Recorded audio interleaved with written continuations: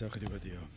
Diolch yn y Dio am gyfle arall i ddod i geisio dy wyneb i ddyrchafyd enw, ac i ni yn gofyn am nerth i wneud hyn, y bydde di yn tywallt ysbryd arno. Ni yn gofyn o Dduw, mae ti fydd yn cael yr holl faw a'r clo. Tydyn plith, ni'n gofyn hyn oll trwy enw ac heiddiant yn harglwydd Iesu Grist. Amen. Gwnewch ni ddechrau trwy ganu'r emyn rhyw 719, 719. Molwn di o Dduw ein tadau, uchel wyl o folian Duw, awn i mewn i'th byrth a diolch ac offrymwn e byrth byw. 719, gyn i sefyll i'w chanu.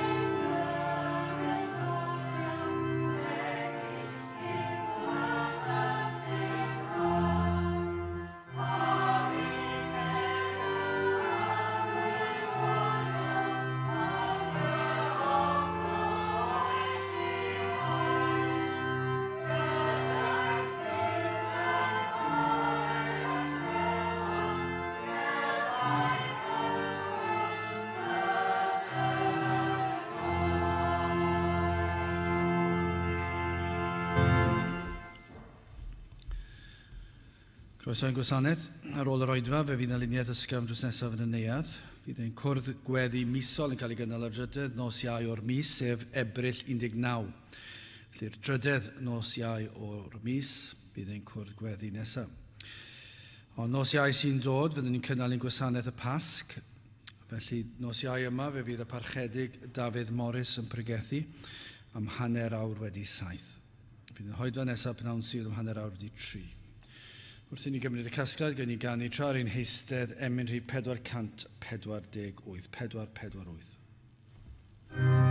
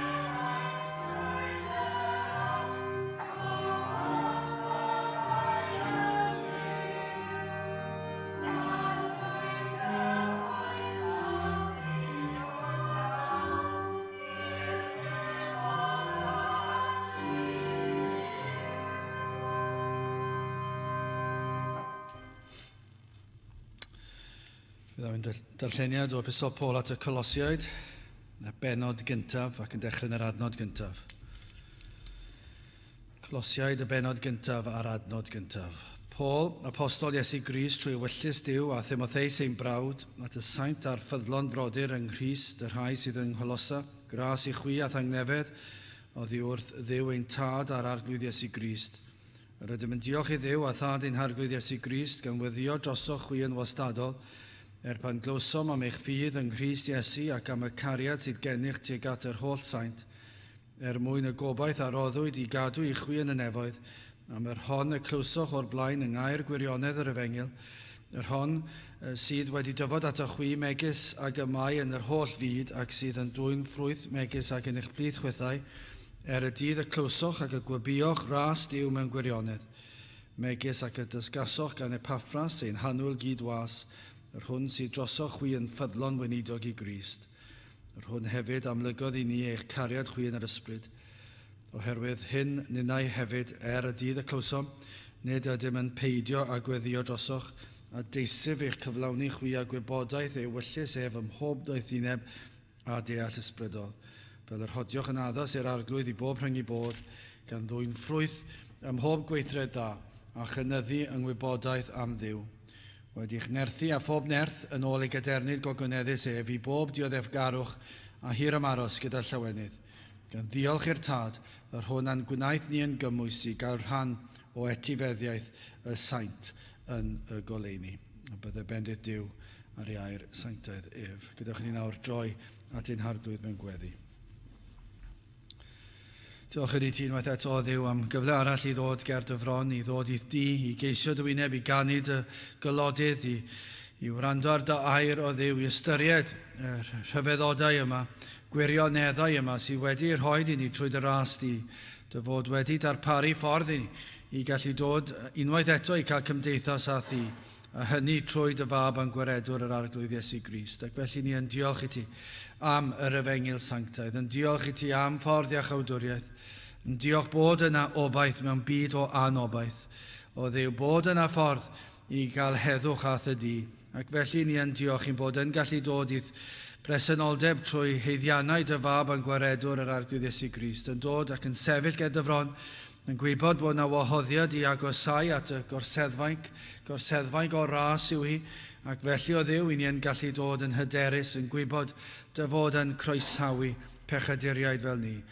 Felly o Dduw unwaith eto i ni yn dod ger dyfron ac yn galw ar dy enw, yn galw arna ti i edrych arnom unwaith eto o ddifri, i dywallt ysbryd arnom, i ddod lawr ein plith, gad i ni deimlo y dy bresenoldeb yma yn ein plith.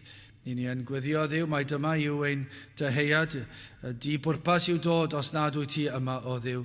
I ni'n gwybod os nad wyt ti yma, yna ofer yw pob dim, pob un ymdrech.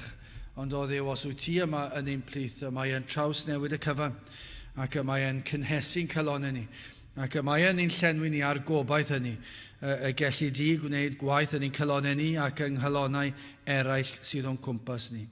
I ni yn gofyn y byddi di yn gweithio yng nghalonau yr rhai sydd yn gwrthod dy air di, yn gwrthod i ti i ymyrryd yn ei bywydau, yr rhai sydd yn styfnigio ac yn mwrthod ar gwahoddiadau yr Efengil, o Dduw, dy drigareddau, rhai o Dduw sydd yn profi yn aml o'th drigareddau, yn ddyddiol o'th drigareddau, o rwy ti yn peri i'r glaw i syrthio arnynt, i'r hael i wenu arnynt, o rwy ti'n caniatau iddyn cael bwyd a diod, to i'ch chi penen o cyfeillion, swyddi, arian, o Dduw, rwy ti'n rhoi cyfle iddynt i fwynhau ac i ymlacio, rwy ti'n rhoi cyfleoedd diri i pobl o'n cwmpas ni o Dduw, ac eto y maent yn gwrthod dy rasisau. Ac felly o Dduw i ni yn gofyn y byddi di yn parhau i drigarhau wrthynt, ac yna y byddant yn ildio ac yn peidio gwrthod mwyach o Dduw rhai, nid yn unig wedi mwynhau o'r grasisau yma, ond wedi profi o'th agos atrwyd di hyd yn oed yn yr oedfa, mewn cyfarfodydd, yn y capel, o Dduw yn y cartref hefyd, yn gallu tystio petaint yn onest ei bod nhw wedi elwa o cael bod yn dy bresenoldeb di. Ac eto o Dduw y maent yn parhau wrthod, yn parhau styfnigio, yn parhau godi dwrn tuag ata ti. Ond i ni yn gwybod o Dduw, rwy ti'n Dduw sydd yn hir am aros, rwy ti'n Dduw sydd yn llawn trigaredd, Ac felly yn gofyn o Dduw, y byddi di yn meddalhau y calonau hynny heddi, y byddi di yn dod ac yn agor I llygaid mwyn iddynt weld Eu hangen, ac yna o Dduw, y byddi di'n tywys Eu traed at droed y groes. O Dduw, teir gweithiau neu'n plith, gwna'r hyfeddodau yma unwaith eto yn y dyddiau blin yma, ro o ffydd I ni gredu ac I ddisgwyl y gellu di gwneud pethau mawr unwaith eto yn ein gwlad ni. Bendithio ni fel pobl, bendithio ni fel gwlad I ni'n cyflwyno o Dduw ein hoedfa nos Iau, ac yn gofyn am dy bresenoldeb, gofyn I ti dywys rhai yma I wrando ar dy air, ac o Dduw y bydd yna waith mawr yn cychwyn yng nghalonnau llawer unwaith eto. Felly o Dduw, diogela ni nawr bendithio'n hamser, arwen ni yn ein haddoliad, I ni'n gofyn hyn o'r trwy enw ac heiddiant yn harglwydd Iesu Grist. Amen.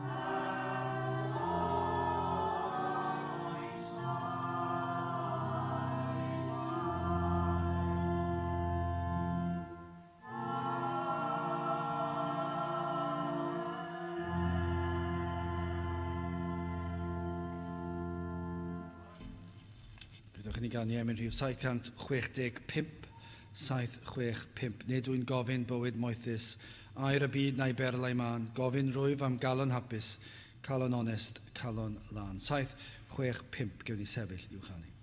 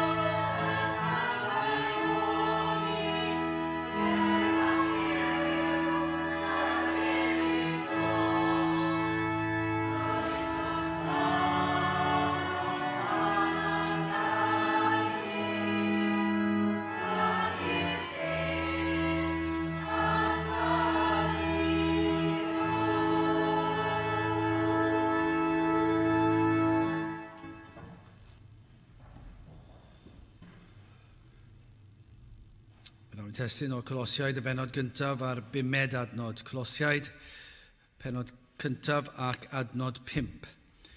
Mwyn y gobaith, aroddwyd I gadw I chwi yn y nefoedd, a mae'r hon y clywsoch o'r blaen yng ngair gwirionedd yr efengil.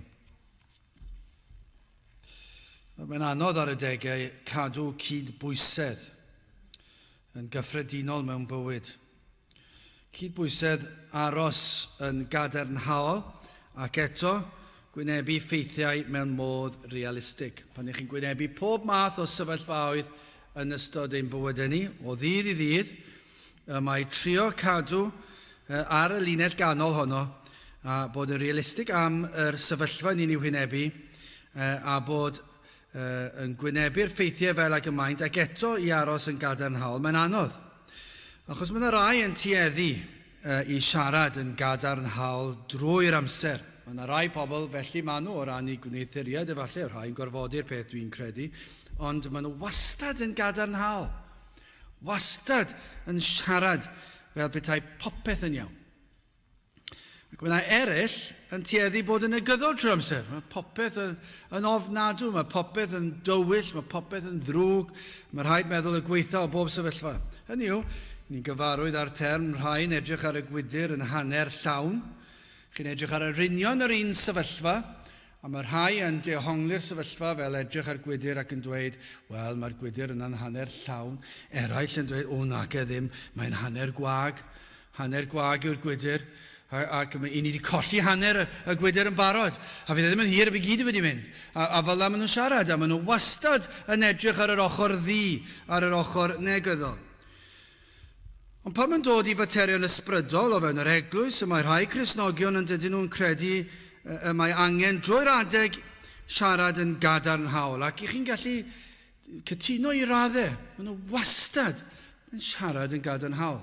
Wastad, ac ambell aeth dwi'n credu, a dyn nhw'n dweud yn rhoi hyn mlaen, yn rhoi clod I ddiw, ac mae hwnna'n bwysig ein bod ni'n neud, ond mae e fel petai yn llithro oddi ar y tafod, ac dwi'n meddwl ambell aeth, a dyn nhw'n meddwl fel yna go iawn, a dyn nhw'n mynd gatre fel yna trwy'r amser, achos mae'n glodwyw.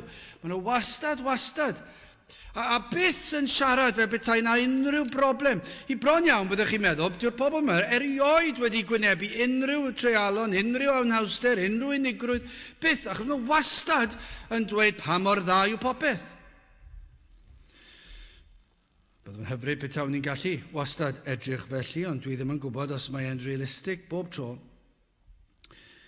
Yna, yr rhai, dyna gyd yw I sgwrs yw edrych ar yr ochr ddi o'r bywyd Cristnogol, cwyno am broblemau, gweld pechod eraill, ac mae'r ochr negyddol yn dod I mewn. Mae'n anodd gwybod ble I ni fod. Sut dylsyn ni fod yn siarad? Wel, ni'n gwybod dylsyn ni fod yn fwy ar yr ochr cadarnhaol nag ar y negyddol. Ni'n gwybod hynny. Ond oes na le ambell waith? Wrth bregethu, mae mor anodd, achos dwi'n gwybod bydd yna rhai yn sicr. Dwi wedi clywed, mae rhai wedi bod yn digon caredig I adael fi wybod ydyn nhw ddim yn licio y ffordd o bregethu dwi'n neud. Beth bynnag yw hwnna, dwi ddim yn siŵr beth yw'r ffordd o bregethu. Ond mae yna nifer fawr, a rhai capeli chi'n mynd I bregethu na unwaith, ac unwaith yn unig I chi mynd, ydyn nhw ddim eisiau chi'n ôl to, dyn nhw'n licio fe. A mae pawb gyda lle I ryw bar nhw, ac yn sicr mi fydd yna rhai bydda ddim yn licio fe. Ond mae'n anodd, dwi'n gwybod sy'n pobl yn sylweddoli pa mor anodd yw e. I gadw at y linell gywir, y linell canolig honno, ysgrythurol. Ni'n chwilio am y linell ganol sydd yn mynd I fodloni pobl. Does lot ots gen I os yw'n bodloni neb. Dwi'n ddim yn poeni fi rhyw lawer, os oedd hyd yn oed chi fan hyn yn licio fe rhyw lawer, beth dwi'n dymuno yw bod mod i'n pregethu beth mae gair Duw yn dweud ac yn y modd mae'n dweud. Felly os mae'n golygu bod chi ddim yn licio fe, ddim lot ots am hynny, dydyn ni ddim yn poeni mynd, dyle dim un pregethwr byth poeni os yw'r gynulleidfa'n licio fe neu beidio. Dim dyna yw'r llinell mesur. Y llinell mesur yw, a dwi ar y linell, mae'r arglwydd am I mi bregethu. Ond mae'n anodd, ac mae'n waith caled i'r bregethwr I wybod, achos mae'n anodd, mae'n bywyd yn diwe. Mae'n anodd cael y cydbwysedd hynny. A mae'n personoliaeth yn dod I mewn. Ac i'r pregethwr I beidio gorbwysleisio unrhyw agwedd I gadw at yr hyn y mae gair Duw yn ei ddweud. Y mae Paul fan hyn gydag achos I ddiolch. Wrth edrych ar yr eglwys yng Ngholosa, mae e'n diolch ac mae'n llawenhau oherwydd yr eglwys yng Ngholosa ac mae'n diolch amdanyn nhw. Ond yna mae e'n mynd ymlaen i ddelio gyda'r problemau. Nawr, dwi'n tybio mai dyna'r linell ysgrythurol. Dydyn ni ddim yn claddu'n pen yn y tywod fel mae rai pregethwyr yn ei wneud ac falle bron byth yn sôn am bechod, bron byth yn sôn am wrthgiliad, byth yn sôn am pethau hyn a wastad yn gadarnhaol. Ac mae yna rhywbeth mawr o'i lef yna, achos dyw'r Apostol Paul ddim yn gwneud hyn, dyw'r Cristion ddim yn gwneud hyn, dyw'r sneb yn yr ysgrythur yn gwneud hyn, ond mae e'n anodd i gadw mor agos at yr ysgrythur i gael y cydbwysedd hynny'n iawn. Ac felly, cyn delio'r anhawsterau, mae Paul yn diolch amdanynt, ond mae e'n delio gyda'r anhawsterau. Ac yn yr oes i ni'n byw ynddi, yn yr oes dywyll hon, wrth bwysleisio'r tywyllwch ar gau a thrawiaeth, mae e hefyd yn hawdd anghofio bod yna resymau gennym i ddiolch. Ond mae e'n anodd yn diwe. Chos ni edrych ar y capel yma, ddim yn hir yn ôl mi fyddai'r capel fel hon wedi bod yn orlawn. Ac eto gyd, byddwn ni gyd yn gallu ffitio yn yr ystafell yn y cefn. Ond ni byddwn ni? Byddwn ni gyd yn gallu ffitio yna. A dyna i chi adlewyrchiad o'r oes i ni'n byw ynddi. Ac i ni'n diolch am yr hyn mae'r arglwydd yn ei wneud, mae yna lawer o dywyllwch o'n cwmpas ni. Ac i wadu hynny, allai ddim deall sut byddai unrhyw un o fewn unrhyw synwyr, ysbrydol na chyffredin, yn gallu anwybyddu'r ffaith i ni'n byw mewn oes tywyll tu hwnt. Ac yn sicr yn yr oes efengylydd ohoni, mae yna'r fath ddryswch. Mae yna fath ddryswch. A bron iawn gellir dweud i ni mewn oes mor dywyll, a yw'r dystiolaeth ar fi'n diflannu'n llwyr. Wel, ni'n gweddio bydd Duw yn rhoi y nerth a'r gras i ni gadw yn gadarnhaol gymaint ag y gallwn mae gyda ni Dduw sydd yn holl alluog. Ac felly mae gennym ni achos i ddiolch. Wel, yn gyntaf hoffwn ni edrych sut mae Paul fan hyn yn diolch ac yna achos i obeithio ac achos ffrwyth. Ac felly yn gyntaf yr achos diolch yma, trydydd adnod, yr ydym yn diolch i Dduw a thad ein harglwydd Iesu Grist, gan weddio drosoch chwi yn wastadol. Wel, mae e'n diolch yn diwedd. Dyna hyfryd i'w cael achos i ddiolch. Mae yna lot o resymau gyda ni ddiolch, a am grasysau cyffredin mewn bywyd, a fe ddylsyn ni fod yn bobl sydd yn hanner llawn, yn sicr. Fe ddylsyr Cristion fod. Yn realistig ac yn gallu cydnabod y broblemau, fe ddylsyn ni fod yn rhoi felly. Ac bod ni'n cynlleied yma, ac bod e'n mor ddi yn ein gwlad ni, mae dal gennym achos i ddiolch. Bod yna rhywfaint ar ôl. Dim llawer, ond bod yna rhywfaint. A bod gyda ni Dduw sydd yn ein cadw ni, felly mae'n achos i ddiolch. A roedd Paul yn diolch am weld gwaith gras y mywyd pobl. Oes unrhyw beth gwell i'w weld na gras ar waith? Allwch chi feddwl am unrhyw beth byddwch chi eisiau weld?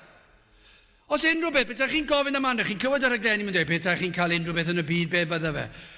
A pwy fydda'n dweud, cael gweld gras ar waith? Gras yn trawsnewid bywyd. A oes na unrhyw beth fwy cyffroes na hynny? Achos pan ni'n gweld gafael pechod ar enaid, mae hwnna i'r gwrthwyneb o ras yn diwe. Mae gwrthwyneb o ras i gweld pechod ar waith mewn enaid, ac mae hyn yn dor calon. Does dim byd fwy torcalonus, nag oes. I weld pechod yn teyrnasu neu gweld gras yn teyrnasu. Pa un yw'r un fwyaf cyffroes? Pa un yw'r un fwyaf hyfryd? Gweld pechod yn teyrnasu neu gweld gras yn teyrnasu? Pan ni'n gweld dylanwad yr un drwg ar yr enaid a'r cydwyni tywyll yma sydd yn dal yr enaid yn dyn, beth mae hwnna'n gwneud i ni? Mae'n peri tristwch mawr yn diwedd. Mae'n peri tristwch. I fi fan hyn o'r pwlpit yn gallu gweld ac wrth bregethu ac yn gwybod y rhai sydd yn proffesu, rhai sydd ddim. Rhai sydd yn meddwl bod nhw yn y bywyd, y rhai falle sydd ddim cweit. Pwy awyr? Ni mae'n gymaint o gymysgwch yn does na. Chwa beth yw'r golwg fwyaf trist? Mae'n drist mewn bywyd yn gyffredinol, ond i weld caledwch pan mae'r efengyl yn cael ei ffregethu, mae'n fater o dor calon. Mae'n peri tristwch. Mae'r pregethwr, mae'n emosiynol i bregethu, sy'n os ych chi rioed i meddwl, bod dwi'n sôn am y paratoi a'r frwydr ysbrydol, a'r flaen y gad, a Satan yn taflu bicellau tanllyd ac yn dod ar amheuon a sybrydon i chi dro ar ôl tro. Ond chi'n beth, ar wahan i'r unigrwydd, chi'n beth o un o'r pethau mwyaf, yw'r tristwch gweld pechod yn teyrnasu, ac i chi'n pregethu am ras, ac i chi'n gweld pobl yn dweud, dwi ddim eisiau fe, diolch yn fawr i chi, cerwch i fod, dwi ddim eisiau gwrando, dwi ddim eisiau dim i wneud â fe. Ac mae gweld y caledwch ar yr wyneb yn fater sydd yn peri bregethwr i dorri galon. Ond mae ganddo fo obaith hefyd bod Duw yn holl alluog. Ond mae dal yn tynnu'r bregethwr i lawr. Mae'n gweld hyn a mae'n dristwch mawr. Pan ni'n gweld aelodau o'r teulu a chyfeillion. Nad ydyn nhw yn gweld rhyfeddod gair Duw ac maen nhw'n dweud, dwi ddim yn credu mewn Duw. Dyna chi dristwch. Pan i chi'n gweld plant sydd wedi cael ei magu ar aelod Gristnogol ac wedi cael ei dysgu y pethau iawn ac i chi wedi gweddio dros nhw ac maen nhw'n dweud, dydw i ddim yn credu bod na Dduw. Dwi'n credu pan fyddai farw, fyddai'n mynd i'r bedd a fyddai'n pydru a dyna fe. Dwi'n credu nad oes na neb yn edrych arna fi a na fyddai'n atebol i neb. Dyna be maen nhw'n dweud. Ac mae edrych ar hwnna pechod yn teyrnasu. Mae'n fater o dor calon. A dyn nhw ddim yn ymhyfrydu yn yr efengil. Dydy dydd ar arglwydd, dyma beth sy'n trist, dydy dydd ar arglwydd ddim gwerth dim byd ydyn nhw. Maen nhw'n cysau'r sil i'r plant sydd wedi cael ei magu, a chi'n gweld nhw, ac wrth nhw tyfu fyny, mae'r byd yn cael gafel yn nhw, a chi'n gweld, mae'r sil yn ddwrnod erchill iddyn nhw. Nhw'n trial i gorau wneud y sil yn ddwrnod erchill i chi hefyd. Achos i chi'n torri'ch calonnau'n gweld nhw'n flin, yn anhapus. Rhaid fi fynd i'r capel. Dydy e ddim yn special iddyn nhw. Dyn nhw ddim yn gweld pam ddylen ni rhoi diwrnod o fy wythnos i fod sydd ddim yn bodoli. A pan ni'n gweld hwnna, mae'n dor calon. Mae'n anodd. Pechod yn teyrnasu, maen nhw'n ddall. Ac mae'n achosi chi drysthau dros nhw. Pan oeddem ni mewn carchar tywyll di, dyna chi ddisgrifiad. Dychmygwch bywyd yn deffro bore di Sul ac yn meddwl, be na i gysgu yn y gwely tan amser cino. Na i wylio'r pêl droed trwy'r prynhawn. Gai fath cyn i'r gwaith bore di Llun. A dyna fy Sul i. Dwi wedi clywed, dwi'n clywed mewn cyfarfodydd nawr, i pobl yn yr ysgol yn dweud pethau fel hyn. Yn dweud bod gormod o waith papur a dwi'n cytuno 100% gyda nhw. Gwaith di-bwrpas. A be maen nhw'n dweud, ni'n trio lleihau ar eich gwaith chi. So bod dim rhaid chi treulio prynhawn di Sul yn paratoi. A dwi'n eistedd yna, dyn nhw ddim hyd yn oed i meddwl. Bron iawn i fi ond dath y cyfle, bydd ni'n yn mynd i ddweud, dewch i Capel y Rhath de. Be chi'n treulio prynhawn di Sul yn paratoi ar y Sabath? Ond dyn nhw ddim hyd yn oed yn gwybod bod y bobl erioed wedi bodoli yn ein gwlad ni sydd ddim yn gweithio ar y Sul. Dwi ddim hyd yn oed yn dod yn agos i'w ymgyffred nhw. Maen nhw'n meddwl mae diwrnod i Sul yw cysgu yn y bore, paratoi yn y pnawn a swper a bath yn y nos. So nhw wedi clywed pregeth erioed. A rhai sydd wedi cael ei magu, dyma ar aelwyd Gristnogol, dyma yw i dewis nhw. Mae'n fater o dor calon. Pan oeddem ni mewn carchar tywyll di. Dyna chi erchill, dyna chi sefyllfa erchill, bod pobl yn gallu byw bywydau felly. A dyna yw i dymuniad nhw. Maen nhw'n gaeth. Dan lywodraeth tywysog y byd hwn. Chymod beth, mae hyn yn dylanwadu ar bob agwedd o'i bywydau nhw. Chi gweld pechod yn gadael staen ar yr enaid, yn ei dewisiadau nhw, yn ei barn nhw am gwahanol bethau. Chi'n gweld y modd y mae pechod yn gadael ei ôl. Ac yna, pan i chi'n gweld yr ymateb pan mae'r efengil yn dod i fewn, wel dyna i chi drieni. Ond, fel Paul, dyna achos oedd ganddo fe i ddiolch.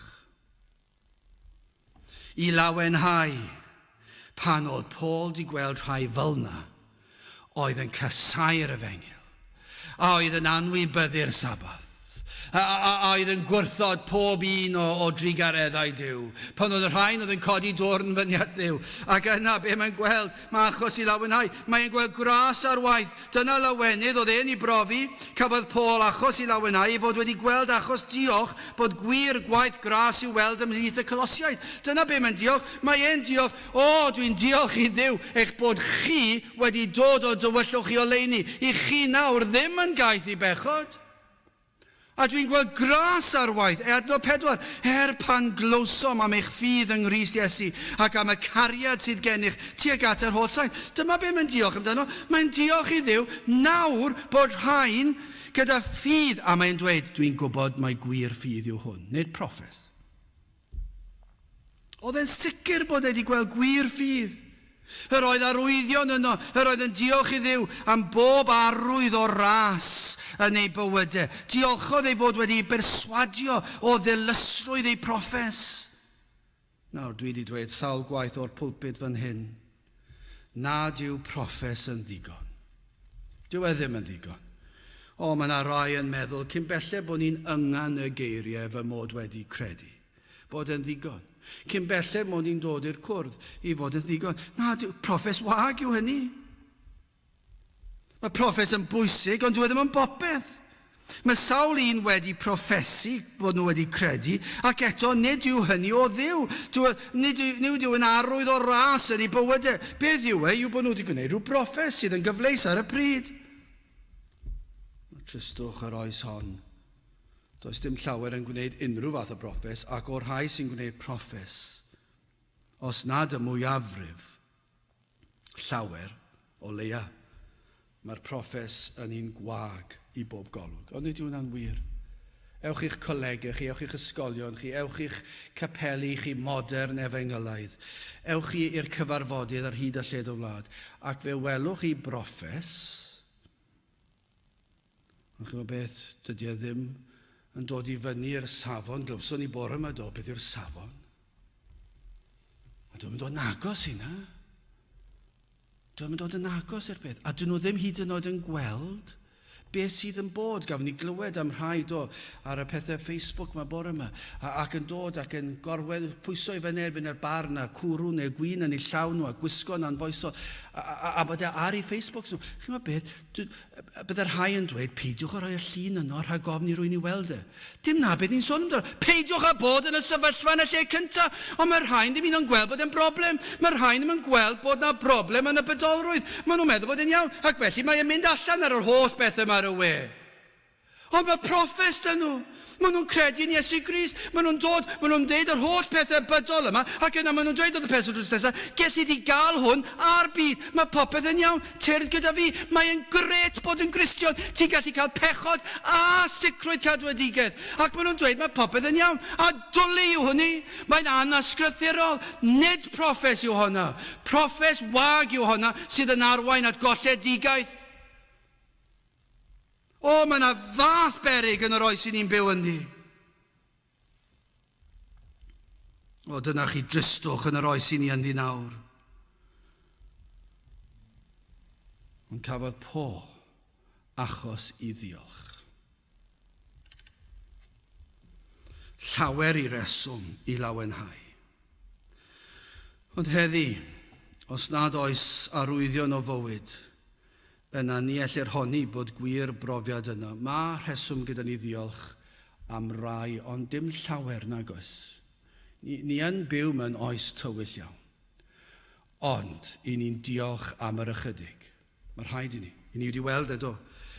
Ond nid ni'n gallu tysio i'r rhai sydd wedi dod i gredu a'r llawenydd i ni'n gweld gras yn cael gafel ar ei bywydau nhw, ar newid. Does dim byd gwell. Ac yna chi'n gweld rhai sydd yn gwneud proffes wag ar newid, ond gwaith, maen nhw'n mynd yn fwy bydol ac yn fwy bydol. Ond ar yr ochr yma, pan chi'n gweld y proffes, mae gwir gafael yno. Mae yna wir gafael, ac chi'n gweld gras yn teyrnasu, dyna chi lawenydd. Pan chi'n delio gyda claf, os chi wedi gwneud cwrs cymorth cyntaf, un o'r pethau cyntaf maen nhw'n dweud, os chi'n gweld rhywun yn anymwybodol ar y llawr, beth chi'n gwneud? Ond yn sicr, dydych chi ddim dweud, wel, mae di marw. Dyna fe. A'i yn baned ar osau tan bod yr ambulance yn dod a geithio nhw sort o mas. Wel, chi'n methu wneud na? Be chi'n neud? Chi'n mynd lan at y claf a chi'n chwilio am fywyd. I chi'n chwilio amdano fe. I chi'n edrych a oes yna unrhyw obaith yna. I ni'n chwilio i weld lliw y croen falle dechrau da. Oes na rhyw symudiad o fus, neu'r glis, neu'r llygad, neu'r coes, neu'r droed, neu beth bynnag. A oes na rhyw symudiad? A oes na mateb i lais? Ni'n galw allan, ni'n galw atyn nhw. A gyna falle bod ni'n rhoi push bach iddyn nhw, gwthio nhw mymryd. A oes na fywyd, ni'n edrych. A oes na unrhyw beth yma? Gyna os nad oes na, yna ni'n meddwl mae rhaid ni cael y gwaed yn pwmpo, ni'n dechrau pwmpio'r corff. I gwthio'r gwaed o gwmpas y corff, ac yna chi'n rhoi anadl. A chi'n rhoi chydig bach o anadl, a chi'n pwmpio'r gwaed o gwmpas y corff. A nhw'n gobeith, os na fywyd. A felly mae'n ysbrydol, i ni'n chwilio, oes na fywyd. I'n edrych am felly, a chi'n meddwl gweld dim arwydd o fywyd. Ond mae'r pregethwr a'r Cristion yn edrych ar ein meddwl, oes na unrhyw obaith bod bywyd yn y person yma. I chi'n gobeithio, yn gweddio, dwi'n chwilio am ryw o leini bach. A dyna'r tryswch bod rhaid chi'n chwilio amdano fe. I ni'n diolch am yr oes sydd wedi bod yn ein gwlad ni. Doedd dim amheuaeth. O chi'n gweld pobl yn dod i gredu, o tywellwch chi o leini, ac roedd e'n amlwg. Ond yn yr oes yma, i chi gofod chwilio, bron iawn rhaid chi fod yn fel rhyw fath o feddyg ers hanner canrif i chwilio am fywyd. I chi fod, oes na unrhyw fywyd ysbrydol yn y person yma. A chi'n gweddio'n dair bod na. Ond chi'n gwybod pan i chi'n gweld dyna chi lawenydd sydd yn dod. A dyna chi lawenydd pan i chi'n gweld cychwyn gwaith gras yn enaid unigolyn. Lle gynt dim ond caledwch. Dyna i chi. Dyna beth ni'n gweddio amdano. Dyma beth i ni'n dyheu amdano. Yw wrth bregethu y bydd arwyddion bod gras ar waith ac i chi'n dechrau gweld yr newid mewn agwedd. Nawr, maen nhw'n eistedd fyny i'w wrando. Na wahaniaeth yn y gwrando. Nawr, mae'r pobl yn gwrando. Mae'r llygaid yn edrych. Mae'r clistiau yn effro. Ac chi'n gweld, maen nhw'n aros am y frawddeg nesaf. Ac efallai maen nhw'n dweud, oes rhywbeth mae'r pregethwr mynd i ddweud, mynd i helpu. Mynd i helpu fi yn yr achos yma. Maen nhw'n profi falle argyhoeddiad o bechod. Ac mae gras wedi dechrau. Ac i chi'n gweld, maen nhw'n mwynhau. Maen nhw'n falle ambell ddim yn mwynhau. Ond i chi'n gweld bod yna ryw ymateb yna. Mae yna ryw waith wedi cychwyn. Ac dyna i chi achos i ddiolch. A nawr i chi'n gweld tynerwch ar y wyneb. Lle gynt dim ond caledwch a difaterwch. A pan ni'n gweld rhain, mae'n heneidiau ni yn ymuno gyda Paul yn dweud, yr ydym yn diolch i Dduw a thad ein harglwydd Iesu Grist, gan weddio drosoch wi yn wastadol. Dyna chi lawenydd i weld un yn dechrau dod i'r cwrdd gweddi. Dyna chi lawenydd i weld un yn dechrau dod i'r cwrdd pobl ifanc. Dyna chi lawenydd i weld un yn dechrau dod i'r oedfa. Dyna chi lawenydd i weld un yn aros ar ôl yr oedfa i sgwrsio. Dyna chi lawenydd pan i chi'n gweld arwyddion bach, pethau wedi dechrau newid. O'r blaen oedd caledwch. Dwi eisiau bod o yma. Ond nawr maen nhw'n dechrau meddalhau. Dyna welodd Paul yng Ngholosau. Nad ydyn ni heddiw'n gweld llawer yn dod o dywyllwch, i ni'n diolch am yr rhai ni wedi weld. Ac dyna i chi achos i ddiolch. I weld un enaid yn dod o dywyllwch i oleuni. Mae'n fater o'r ofeddod a llawenydd. Dychmygwch am eiliad yn yr oedfa hon. Petawn ni'n cael y fraint o fyw mewn cyfnod o ddiwygiad. Dychmygwch. Mae eisiau dychymyg fan hyn, does? I ni wedi darllen lot amdano fe. Dychmygwch chi, falle daw Sul. Bydd y drws yn agor. Ac bydd un yn dod i fewn. Ac yna un arall. Ac yna un arall. Falle dawn ni gyfnod. Pan ddoi trwy drws yna, byddai ddim yn gweld bron neb yma. Ond fi pawb yma'n barod. Fi pobl i dod mewn, bydd nhw wedi eistedd lawr. Yn awyddus i wrando. Dyna chi gael londyd. Dyna chi gael londyd i ddod i fewn, dod i'r pwlpid ac yn gweld rhai, a chi'n gweld y frwydr yn mynd ymlaen gyda'r rhai, dyn nhw ddim eisiau bod yna, ond maen nhw yma. Mam a dad i gorfodi, falle beth bynnag yw e. Eraill yn dod, ac chi'n gweld pwysau'r byd arnyn nhw. Eraill yn dod, ac maen nhw'n gwybod, maen nhw'n agos iawn i gredu. Maen nhw wedi dod. A dyna chi fendith, bod Spurgeon yn sôn am gyfnod felly, oedd yn siomedig pan oedd dim llon lle wedi dod i gredu mewn oedfa. I ni'n ddiolchgar os daw pobl i'r oedfa, heb sôn am dod i gredu. Ni methu un o cael pobl i ddod mewn i'r cwrdd. Mae cael pobl i ddod i'r cwrdd un o pethau anoddau posib. Heb sôn am gredu. Heb sôn am ddangos ffrwyth. Mae'n neis dychmygu am eiliad yn diwedd. A chredu y gall hynny ddigwydd os yw yn unol addewyllus yr arglwydd, y gall ei wneud y to. Ond tan hynny beth i ni'n wneud? I ni'n diolch am yr hyn i ni'n ei weld, ac yn diolch am y fraint o cael gweld gras ar waith mewn rhai. Dyna i chi lawenydd. O, i ni'n dyheu am gyfnod pan fydd pobl yn gorfod dod yn gynnar i gael set. Pan fydd e canu yn codi'r to. Dwi wedi dweud yn y cwrdd gweddi yn aml iawn, mae nifer fach. Mae'r to bron yn codi. A just criw bach, dychmygwch beth ein criw mawr. Mae rhywbeth am canu Cymraeg, dwi'n sicr ohono fe, bod yr emynau yma wedi cael eu cynhyrchu mewn diwygiadau ac bod na rhyw fath o fendith dal ar y rhai sy'n canu ac yn credu be maen nhw'n canu. Ac felly, dychmygwch beth ni'n canu mi dafla maich a'r lle yn llawn o bobl sydd wedi profi taflu baich. O, dyna i chi ddiolch. Ond tan hynny, newn ni ddiolch am yr ychydig. Ac diolch am beth sydd wedi bod.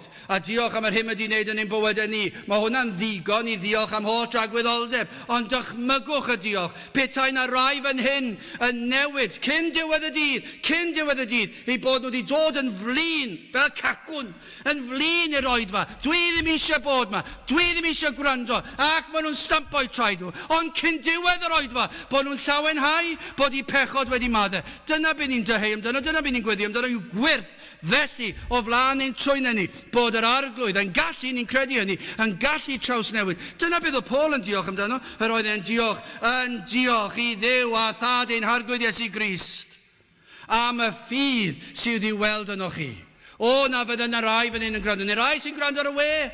Pwy bynnag ydyn, sa'n ni'n gwybod pwy yw nhw'n gwrando ar y we. Ond efallai bod yna rai sydd yn ceisio, ond cyn diwedd yr oedfa hon, ei bod nhw'n dod i gredu. Rwy'ch chi'n symud ymlaen, achos i ddiolch, roedd na achos i obeithio. Adnod 5, mwyn y gobaith a roddwyd i gadw i chwi yn y nefoedd, am yr hon y clywsoch o'r blaen yng ngair gwirionedd yr efengil.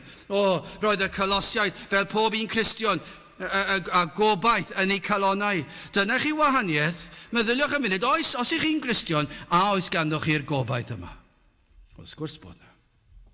Byddwch chi ddim yn Cristion, ond i bai bod chi'n eiddo'r gobaith yma. Ond dyna wahaniaeth rhwng ein gobaith ni a gobaith y byd. Beth mae'r byd yn neud? Beth mae'n ffrindiau ni a'n teuluoedd ni sydd heb credu? Sut maen nhw'n byw? Sut maen nhw'n deffro yn y bore gyda'i gobaith nhw? Na i ddisgrifio'i gobaith nhw i chi nawr. Croesi bysedd. O, mae hwnna wir yn effeithiol yn diwe. Mae croesi bysedd yn lot o help yn diwe, yn ôl pob sôn. Yn ôl y byd. Croesi bysedd cyffwr pren. Dwi ddim yn siŵr beth sydd yn wyddonol yn y peth, a dwi ddim yn siŵr beth sydd yn ymarferol yn unrhyw beth maen nhw'n dweud. Ac eto mae rhain yn bobl, rhai sydd wedi bod i'r coleg, wedi bod i'r brifysgol, sydd wedi cael pob math o cymwysterau, ac eto i gyd maen nhw'n croesi bysedd.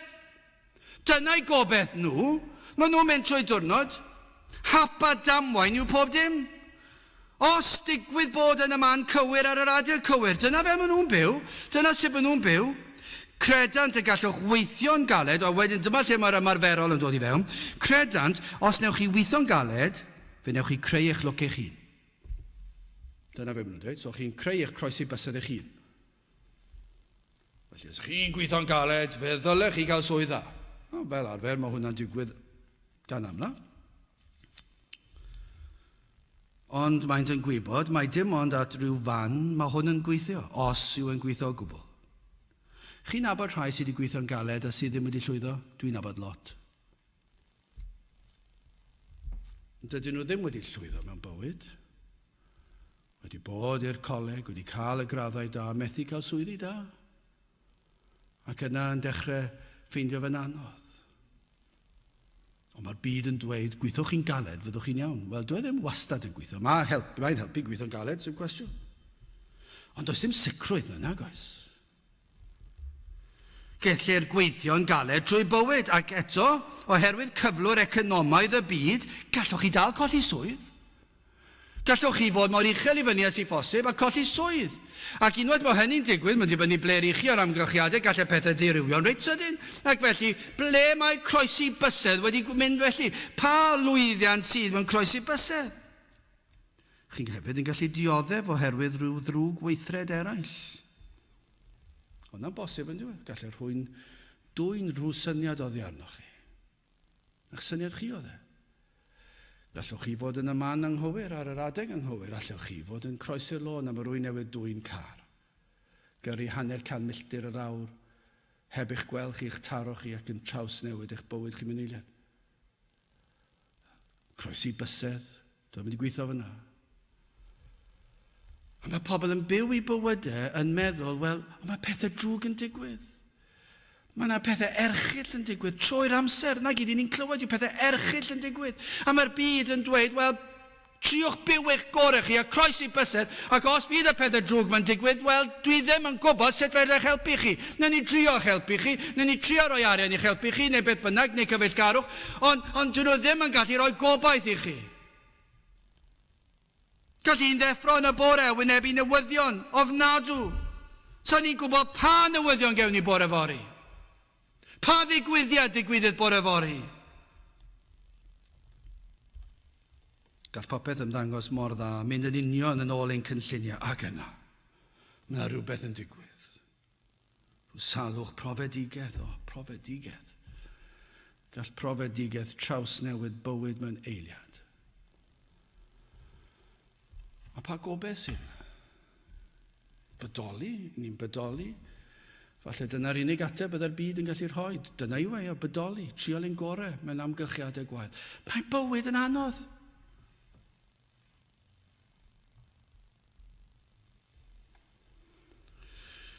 Ond i'r Cristion, yn wir, mae'r Cristion yn gwynebu yr un treialon. Ac ambell waith, mae'r Cristion yn gwynebu treialon anoddach. Ambell waith, dim bob tro.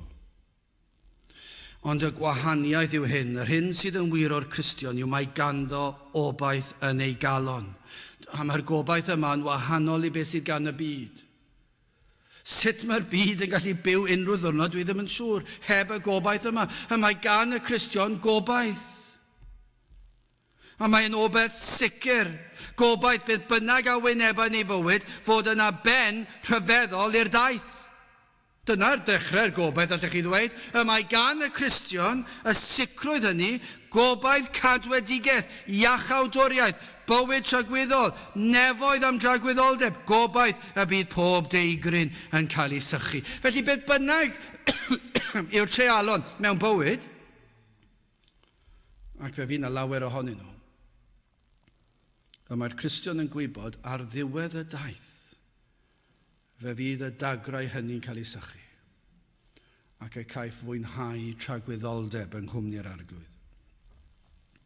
Y gobaith y bydd pob siom yn dod I ben, pob brwydr yn darfod, pob brwydr a phechod. Bydd dim angen brwydro mwyach a phechod yn rhagwyddoldeb. Dyna'r gobaith sydd gan y Cristion. A mae'r Cristion edrych ar diwedd y daith. Ac mae'n gweld, mae diwedd y daith, ble bynnag mae be bynnag pa mor anodd yw ar y ddaear, a mae'n gwybod, mae pen y daith, a mae'n gwybod I sicrwydd, a mae dim gobaith gobeithio yw a mae'n obaith sicr, cadarn, diamheuol, yma yna ddiwedd i'r daith. 1:4, ietifeddiaeth, anllygredig, a dihalogedig, a diddiflanedig, ac ynghadw yn y nefoedd I chwi. Dyna chi'r Cristion, dyna'r gobaith sydd gan y Cristion. Mae'n gallu deffro yn y bore, falle'n ofni, ond yn ganol yr ofn, a ganol y treialon, mae'n gwybod mae pob peth yn cydweithio daioni, fy lles I, achos dwi yng Nghrist. Mae gen I ddiwedd y daith. Os yw e'n mynd I fod yn lwybr caled ac unig, o leia dwi'n gwybod bod gen I ddiwedd y daith. I'r byd dyn nhw ddim yn gallu gwneud hynny. Mae'r anobaith, yr ofn dyddiol o wynebu'r treialon a'r tristwch a'r ofnau yma maen nhw'n ei gwynebu, ac yna maen nhw ddim yn gwybod beth sy'n wedyn. Does dim gobaith yn nhw. Maen nhw'n claddu pen yn y tywod. I'r Cristion, mae yna etifeddiaeth sicr o'n blaen ni. A does dim modd dwy'n yr etifeddiaeth ohonom. Ond nid yw'n bosib colli etifeddiaeth daearol. Amryw ffyrdd yn bosib. Mae'n bosib, allwch chi ddiweddu am peidio cael ac allwch chi cael rhywun yn ei ddwynau oddi arnoch chi. Allwch chi cael cyflwr economaidd yn peri fod pethau mynd ar chwal. Pob math o bethau gydag etifeddiaeth. Anghyfiawnder. Chi ddim yn sicr o'ch etifeddiaeth daearol. Ond nid felly'r etifeddiaeth yma, mae yng nghadw I ni yn y nefoedd. Dyna chi'r etifeddiaeth. Unwaith chi'n dod yn Cristion, mae yna gobaith sicr o'r etifeddiaeth. Dyna chi obaith. Canlyniad i'r hyn a wnaeth Iesu Grist trostom ni. Dyna pam mae'r gobaith yn fwy na chroesi bysedd. Achos mae gobaith y Cristion yn seiliedig ar fab Duw. Iesu Grist ei hun. Y fath gadernid sydd yn Grist, a ddawodd y tad y byddai ei fab yn dod, cyn llunio'r byd, cyn lledu'r nefoedd wen, o fe drefnwyd ffordd iachawdwriaeth. Dyma pa mor sicr yw gobaith y Cristion. Fe drefnodd y mab, y tad a'r mab ar ysbryd glân, ffordd iachawdwriaeth, cyn i'r byd cael ei lunio, cyn I unrhyw addag efal droedio ar y ddeiar, cyn i'w plant nhw troedio ar y ddeiar, cyn unrhyw beth yr oedd yr ffordd wedi drefnu. Proffwydodd y proffwydi am ddyfodiad Crist. I fanyldeb. Disgrifir hyn y byddai yn ei wneud yn ei fywyd, ei farwolaeth a'i atgyfodiad. Wrth ddarllen am fywyd Crist, am ei weinidogaeth, am ei wirthiad. Dyna chi gobaith sicr sydd gan y Cristion. Ond wrth weld beth nath Iesu Grist ar y groes, iddo fynd yno fel ein cynrychiolydd, aeth fel oen i'r lladdfa.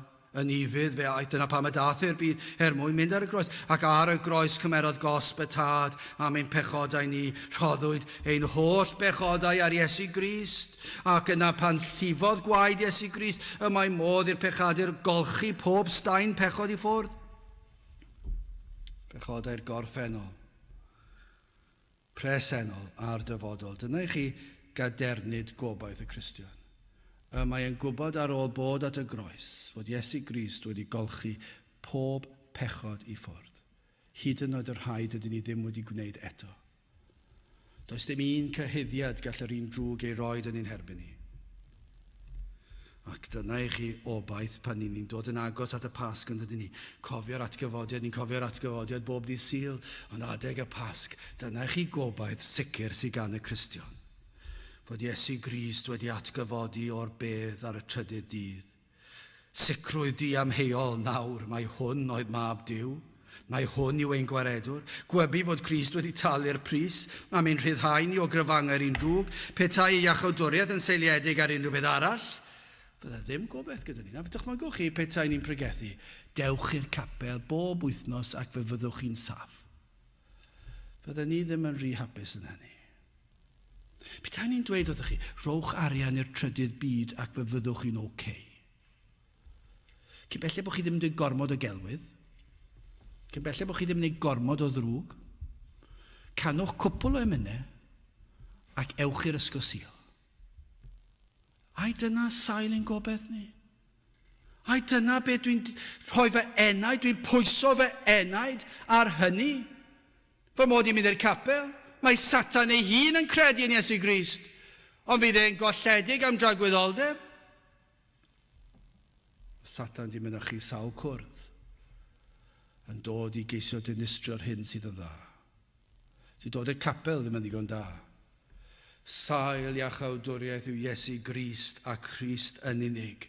ei fywyd, ei farwolaeth, ei atgyfodiad. Popeth amdano, Iesu Grist ar groes, mi oedd e farw ar y groes, fe gymerodd e'n cosb ni. Dyna'r achos gobaith, dyna pam mae'r Cristion yn gallu dweud, beth bynnag yw'r problemau dwi'n gwynebu, mae diwedd y daith yw'r nefoedd. Pam? Mae Iesu Grist i talu'r pris. Mae wedi golchi pechodau ffwrdd, mae wedi maddau'r cyfan. Dwi'n un ohono fe, dwi'n eiddo iddo, mae ef yn eiddo i mi a mi yn eiddo iddo fe. A mae wedi rhoi rhodd o ffydd i mi ymddiried yn llwyr ynddo fe. Mae'r Cristion gyda achos i obeithio. Dwi ddim yn lleihau ar ein problemau ni. Ond mae rhoi hwb anferthol i wynebu'r problemau, achos i ni'n gwybod beth yw pen y daith.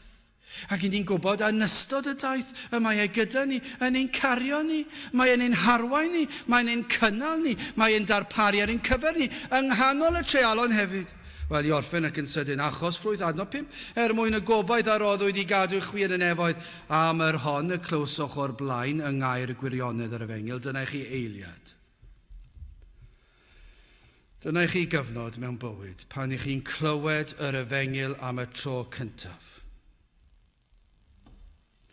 Mae yna rai wedi glywed yn gorfforol miloedd o weithiau. Mae yna rai fan hyn efallai, sa'n siŵr sawl gwaith i chi wedi clywed yr Efengil, byddai'n gannoedd os nad miloedd o weithiau chi wedi clywed yr Efengil. Ond ydych chi erioed wedi glywed gan glist yr enaid. Dydych chi ddim wedi clywed dim unwaith. Be chi wedi clywed yw geiriau. Chi wedi trial eich gorau peidio gwrando, ond yna, efallai daw dydd pan y cewch glywed am y tro cyntaf. I eraill, maen nhw'n clywed yn gorfforol ac hefyd yn ysbrydol y tro cyntaf maen nhw'n clywed yr Efengil. A maen nhw'n clywed ar glist ysbrydol yn syth. Rhai am y tro cyntaf sy'n dod mewn i oedfa. Ac mae yna rhywbeth i digwydd yn nhw'n syth. Mae'r ysbryd wedi agor llygaid yr enaid i weld i hangen yn syth. Mae'n amrywio yn diwe. Ond un peth ni'n gwybod y mae'r tro cyntaf wastad ma' na dro cyntaf. Eich bod chi wedi glywed e. Mae'r ffaith bod chi wedi bod fan hyn trwy'ch bywyd wedi clywed bob dydd Sul ddim yn golygu bod chi wedi clywed e erioed. Efallai bod yna rai fan hyn sydd ddim wedi clywed yr Efengil erioed. Mae'n swnio'n rhyfedd yn diwe. Mae'n swnio'n rhyfedd, allwn ni ddweud am y strydoedd cyfagos fan hyn, a trefi cyfagos, dinasoedd cyfagos, gwledydd cyfagos. Allwch chi ddweud yn y jungle, dyn nhw wedi clywed yr Efengil. Ond yr union sefyllfa mae'r rhai o chi yndi. I chi wedi clywed yr Efengil gyda'r glist allan, ond ydych chi erioed wedi gwrando arno fe. Chi erioed wedi clywed e. Dyw e ddim yn golygu dim byd i chi. Ond yna ddiolchgar dylsen ni fod pan mae'r arglwydd yn caniatáu i chi gael pregethwyr yn gyntaf sydd yn pregethu'n ffyddlon. Am rai sydd yn ein cyflwyno i sain yr Efengil. Y sawl sydd yn dod â gobaith i'r enaid. Y sawl sydd trwy rhagluniaethau Duw wedi gosod yn eich llwybr i gyflwyno eich enaid i'r gobaith sicr o gadwedigaeth. A yw eich calon yn llawenhau am yr atgof, yn diolch i Dduw am ei rasysau tuag atom. Ydych chi yn diolch eich bod chi'n cael clywed pregethu? Neu adi wedi dod mor gyffredin i chi, dyw e ddim yn golygu rhyw lawer. Wel, yr oedd Paul yn diolch mwyn y gobaith a roddwyd i gadw chi yn y nefoedd am yr hon y clywsoch o'r blaen. Ond nhw wedi clywed o blaen. Yng ngair gwirionedd yr Efengil, yna mae'n mynd ymlaen. Adnod 6 yn sôn am gras ar waith ac yn gweld y ffrwyth. Edrychwch ar adnod 6 o'r hon sydd wedi dyfod at y chwi megis ac yma yn yr holl fyd ac sydd yn dwyn ffrwyth. Megis ac yn eich plydd chwythau y dydd y clywsoch ac y gwebioch ras Duw mewn gwirionedd. Dyma chi gras ar waith yn dwyn ffrwyth. Mae'r Efengil yn cynhyrchu ffrwyth. Bydd o pobl i gredu trwy ffydd. Dyna bydd o Paul yn llawenhau. Yr oedd yn diolch am cael gweld ffrwyth, bod ffydd ar waith. Mae'n effeithiol, mae'n deffro'r enaid o drwmgwsg. Lle gwelir ôl gras ar yr enaid. I ni'n gweld ffrwyth y broffes yn gyntaf. Ac yna beth sy'n dod, mae'n dod yn clwm a ffydd a chariad, gobaith, ffydd, cariad. Maen nhw mor agos i'w gilydd, maen nhw mor gysylltiedig, maen nhw'n gwbl gysylltiedig. Mae pob un yn ddibynnol ar ei gilydd. Ffydd, gobaith, cariad. Eich bod chi wedi derbyn ffydd I gredu'r gwirionedd. I chi wedi derbyn y gallu ymddiried yr enaid yn wylo Crist. A be mae hwnna'n neud? Mae'n dod â chariad yn gyda chariad at Grist, ond hefyd at eraill, ac yn enwedig at y saint. I chi'n gweld cariad, mae yna rhywbeth cariadus yma, mae cariad yn llifo trwy'r Cristion. Ac mae e'n dwlu ar y saint. Y rhai y bydd yn treulio tragwyddoldeb yn ei cwmni. Ac pan mae'r enaid wedi dod at Grist trwy ras Duw, I ni gweld y ffrwyth yma, bywydau wedi trawsnewid yn llwyr. Maen nhw'n dod o dywyllwch I oleuni, gynt yn farw ac nawr yn fyw. Mae ffrwyth ffydd, chi'n gweld edifeirwch, chi'n gweld cariad, mae'r holl bethau yma. Dyma chi beth o Paul yn diolch amdano. Roedd yn diolch I cael gweld. Dyna beth I ni'n gweddio amdano. Hyd yn oed yn ystod yr oedfa, byddwn ni'n gweld y newid yn digwydd. Ac y byddwn ni, cyn yr oedfa nos hyd yn oed, yn gallu diolch am cael gweld y ffrwyth yma. Am cael gweld y wyneb yn meddalhau.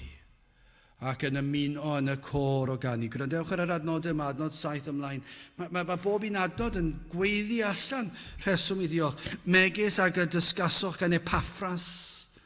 Ein hanwyl gydwas yr hwn, sydd drosoch wi yn ffyddlon weinidog I Grist. I chi'n diolch bod yna rai yn pregethu chi, y rai sydd yn dod ar efengil I chi. Falle ar y funud I chi'n ei cysau nhw, ond falle daw dydd. Pwy a hwyr?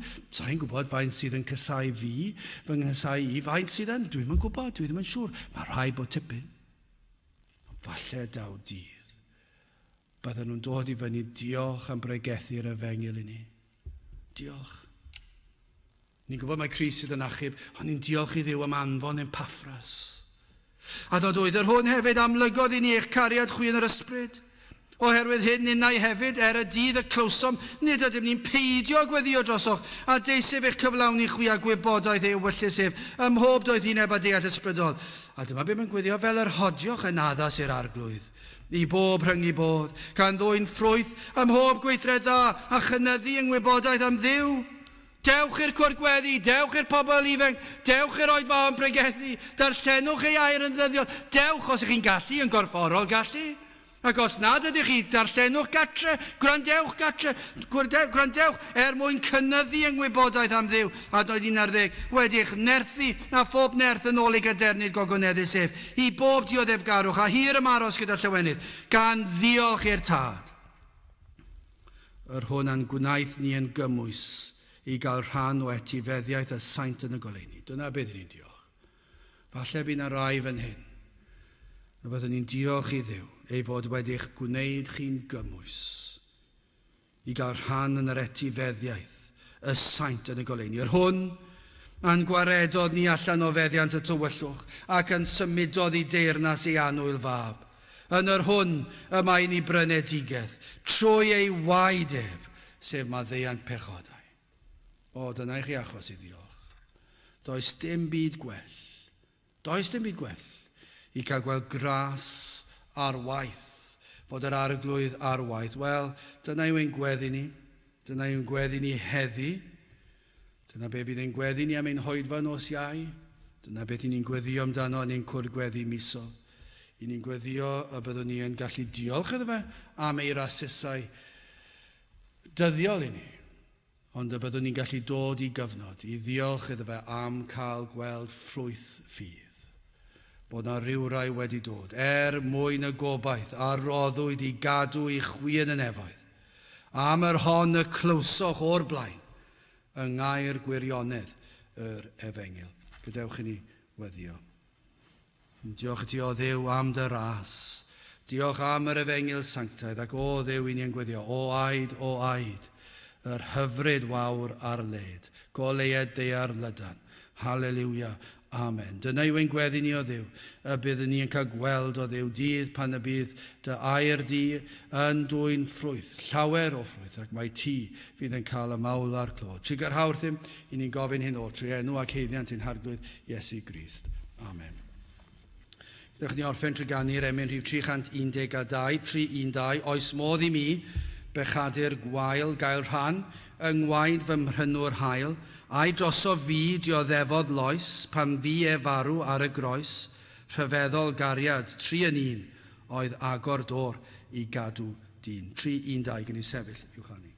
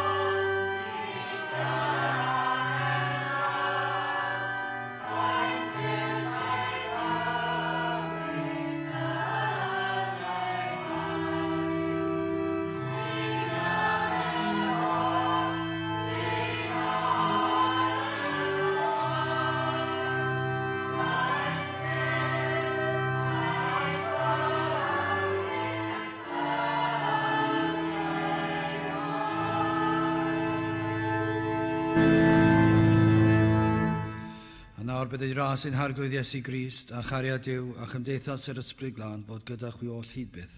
Amen.